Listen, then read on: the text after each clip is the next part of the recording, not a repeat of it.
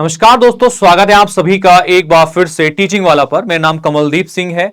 एक बार फिर मैं आपके सामने हूं एक बहुत बेहतरीन इंफॉर्मेशन लेकर। देखो, ये जो इंफॉर्मेशन है ये अबाउट है सीटीईटी एग्जामिनेशन के कट ऑफ को लेकर। आप सभी लोग 7 जुलाई को सीटीईटी का एग्जाम देने जा रहे हैं, लेकिन आप सभी को एग्जाम देने से पहले एक सबसे महत्वपूर्ण बात का पता होना बहुत जरूरी है कि सीटीईटी में कितने नंबर लाके आप पास कर सकते हैं एग्जामिनेशन को, और सेफ साइड क्या होती है अगर आप अदर स्टेट में अप्लाई कर रहे हैं देन। ठीक है, तो ध्यान से समझिएगा इस चीज को।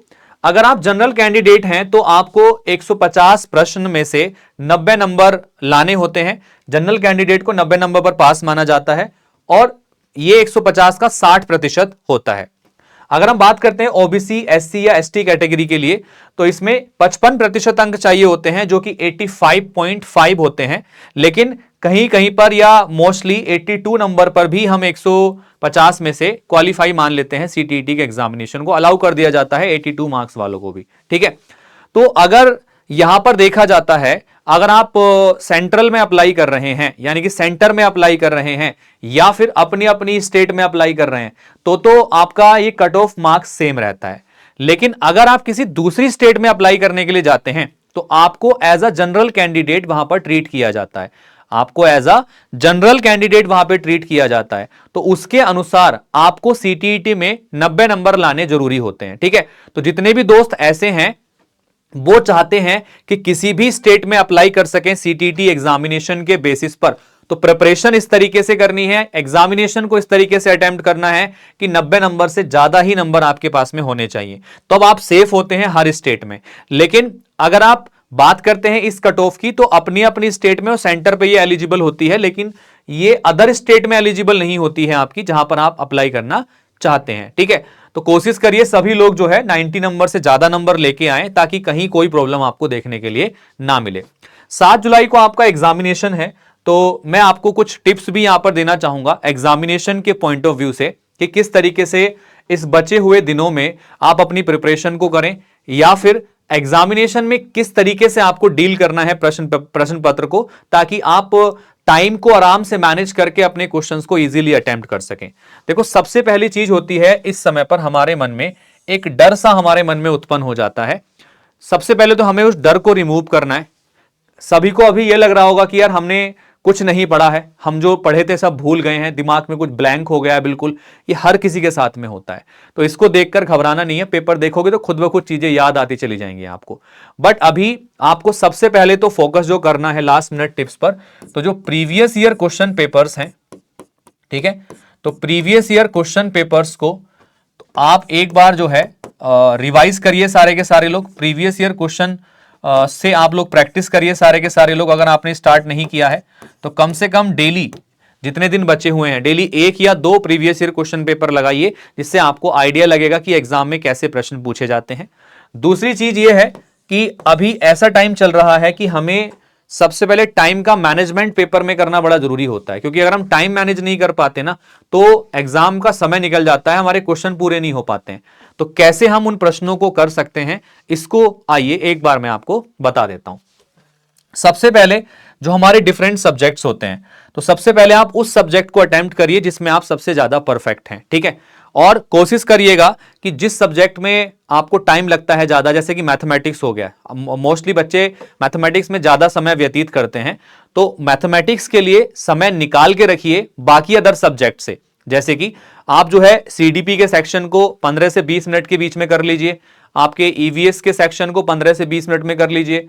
साइंस कर रहे हैं तो साइंस को थोड़ा कम टाइम दीजिए करने के लिए, या फिर अगर हम बात करते हैं हिंदी लैंग्वेज की, उसमें कम समय दीजिए। उनका समय निकाल के मैथमेटिक्स के सेक्शन को दीजिए, तो आप इजीली चीजों को अटेम्प्ट वहां पे कर पाएंगे।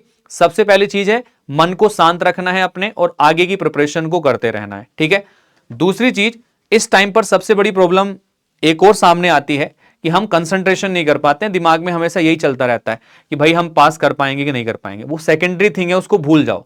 आपका पहला काम है पेपर देना। आप आराम से पेपर देके आइए, और कोई भी सेकेंडरी थिंग पर ध्यान आपको नहीं देना है। ठीक है, सबसे इंपॉर्टेंट चीज कि एग्जामिनेशन सेंटर पर जब पहुंचे, काफी लोग गलती क्या करते हैं, जल्दबाजी में ओएमआर सीट जब भरते हैं तो उसमें आंसर्स को गलत कर देते हैं। ठीक है, तो आपको जब एग्जाम देने जाना है तो ओएमआर सीट को अच्छे से फिल करना है। ठीक है, OMR सीट को आपको अच्छे से फिल करना है। अच्छे से फिल क्यों करना है? जैसे मान लिया ये सर्कल होते हैं, ये घेरे बने होते हैं इस तरीके से OMR सीट में, तो आप जब इनको घेरे को भरते हो ना, तो काफी बार ये घेरा या तो अधूरा रह जाता है, ऐसे ऐसे अधूरा छोड़ देते हो इसको, ठीक है, या फिर आपका जो कलर है ऐसे बाहर निकल जाता है इसमें, ये वाला ऐसे, ये ऐसे बाहर निकल जाता है इसमें ये वाला। तो गोले को अच्छे तरीके से भरना है, एकदम अच्छे, बिल्कुल सरलता पूर्वक। ये जो आपने इसमें कलर कर रहे हैं वो इसके अंदर ही होना चाहिए, वो बाहर की तरफ इसमें नहीं आना चाहिए, है ना, सही से बिल्कुल भरना है। और एक क्वेश्चन में 4 इस तरीके से गोले होंगे, तो इसमें से एक को ही रंगना है। अगर 2 को रंग दोगे तो वो क्वेश्चन फिर इवेल्युएट नहीं होगा आपका, ठीक है, उस क्वेश्चन को नहीं जांचा जाएगा, उसको गलत मान लिया जाएगा अगर आप 2 ऑप्शन उसमें टिक कर देते हो तो कोशिश करना कि एक ही ऑप्शन वहां पे आपको इस तरीके से करना है, ठीक है, और अच्छे से फिल करना है। ये कलर बाहर नहीं आना चाहिए इसमें, बस ये ध्यान रखना। तो अच्छे से फिल करेंगे। और इसमें काफी लोग OMR सीट बाद में भरते हैं, जिससे जल्दबाजी में काफी गलतियां हो जाती हैं। तो कोशिश करिए एक सेक्शन कंप्लीट करके या तो एक सेक्शन पहले पूरा भर लीजिए, या क्वेश्चन बाय क्वेश्चन भरते जाइए साथ साथ में, तो उससे प्रॉब्लम कम आती है, लास्ट में हमारे पास टाइम भी बच जाता है समटाइम्स, ठीक है। तीसरी चीज ये आती है कि जो OMR सीट के अंदर इंफॉर्मेशन होती है उसमें कोई भी गलती नहीं करनी है, ठीक है। OMR सीट में जो इंफॉर्मेशन आपको फिल करनी है वो अकॉर्डिंगली करनी है, जैसा आपको बताया जाए। उस OMR सीट की इंफॉर्मेशन के ऊपर ही सारी चीज आपकी डिपेंड करती है। तो OMR सीट में जब आप डाटा को फिल करते हैं, सारी इंफॉर्मेशन को फिल करते हैं, वो सारा का सारा जो डाटा होता है वो फिर एक सॉफ्टवेयर के थ्रू चेक किया जाता है। अगर उसमें गलती पाई जाती है तो OMR सीट आपकी फिर चेक नहीं होती है, ठीक है। तो इसीलिए उसको डेटा को सही से भरना है, रोल नंबर को सही से फिल करना है। दूसरी OMR जो है नहीं मिलती है वहां पर, तो ध्यान रखिएगा कि जब आपको OMR मिले या क्वेश्चन पेपर मिले तो एक बार चेक कर लो कि क्वेश्चन पेपर सही है कि नहीं है आपका पूरा का पूरा, यानी कहीं से कुछ पेपर मिसिंग तो नहीं है, टोटल पूरा पेपर है, या OMR सीट जो दी गई है वो कहीं से खराब तो नहीं है, फटी हुई तो नहीं है ना। पहले पूरा चेक कर ले वहां पर अच्छे तरीके से, जब एग्जामिनर से आपको मिले तभी आप क्वेश्चन को करना शुरू करें। अगर कोई प्रॉब्लम होती है स्टार्टिंग में तो आप पहले ही बोल दो कि सर मेरी OMR सीट में इसमें एक प्रॉब्लम है, बीच में नहीं चलता या बाद में नहीं चलता है वो चीज, ठीक है। किसी प्रकार की नकल लेके नहीं जानी है किसी को भी, कभी नकल लेके चले जाओ पकड़े जाओ, जिंदगी भर के लिए बैन हो सकते हो इससे, ठीक है।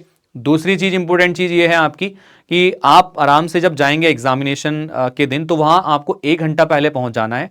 तो कोशिश मत करना कि मैं टाइम टू टाइम पेपर पे पहुंचूँ, कि 15 मिनट पहले गेट बंद हो जाता है, या सॉरी आधा घंटा या 40 मिनट पहले वो गेट बंद कर देते हैं। तो आधा घंटा 40 मिनट पहले गेट बंद हो जाएगा ना, फिर एंट्री नहीं मिलती वहां पे, चाहे कुछ भी कर लो एंट्री नहीं देते वो लोग, फिर पूरा पूरा 6 महीना बेकार जाएगा जो प्रिपरेशन करी है।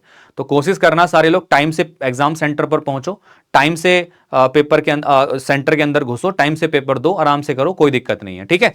तो ये कुछ इंपॉर्टेंट चीजें हैं लास्ट मिनट टिप्स के लिए, तो इनको फोकस करना है। और जो भी चीजें आपके पास सिलेबस में दी गई हैं कोशिश करिए सबको एक बार पहले एग्जाम से पहले रिवाइज जरूर कर लीजिएगा, ठीक है।